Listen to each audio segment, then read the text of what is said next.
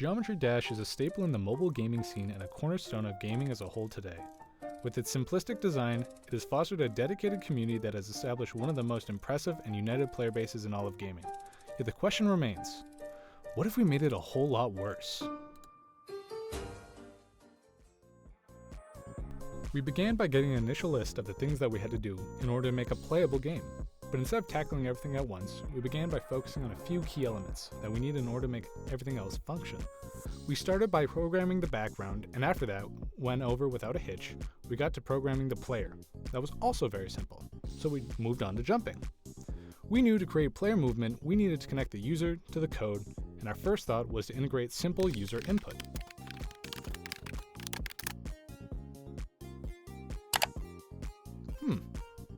Why didn't that work?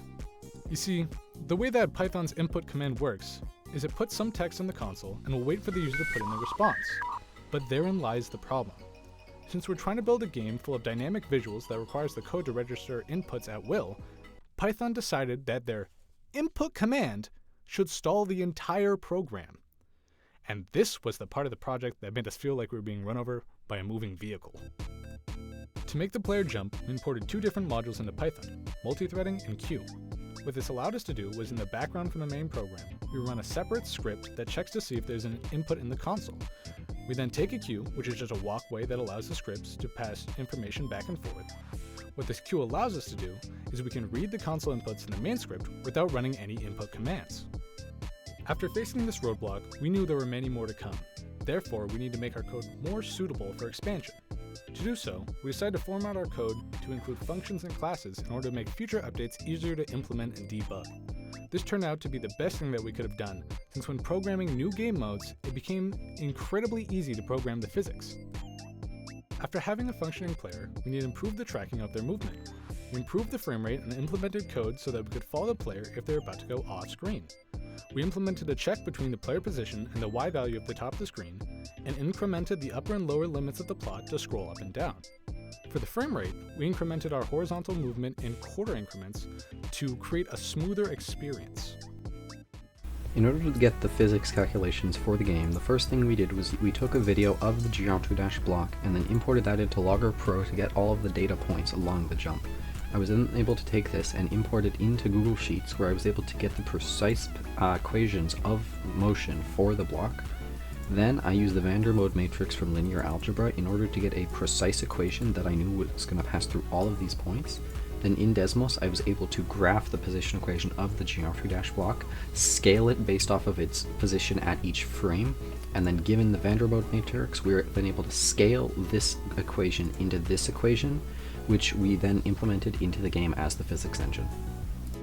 With this, we made what was seemingly a functional mode we called Runner, and so we moved on to the next hurdle, programming Geometry Dash's stereo madness.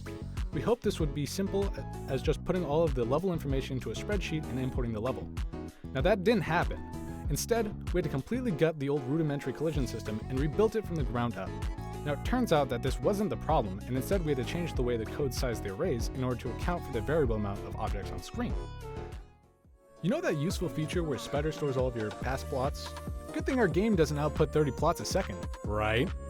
Anyways, after having to redo all the plotting code for the third time, and redoing the entire game using Matplotlib's interactive mode instead of static, we finally had a game we were proud of.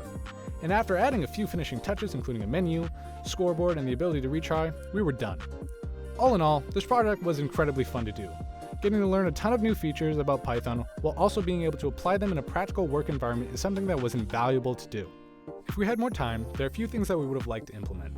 The one thing that we think would make this a concrete project would be adding music, but because of the FPS sometimes dropping, the desync would make the music more annoying than immersive. Another thing that we wanted to add was more game modes and levels, but due to time, we just couldn't get to them. We hope that you enjoy playing our game.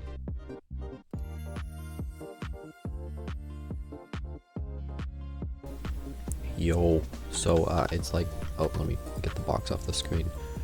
Yo, so it's like 9:30, so I gotta be a little bit quiet. Like, I got the code here and I run it, and it goes, and then I can jump. I can make the cube jump.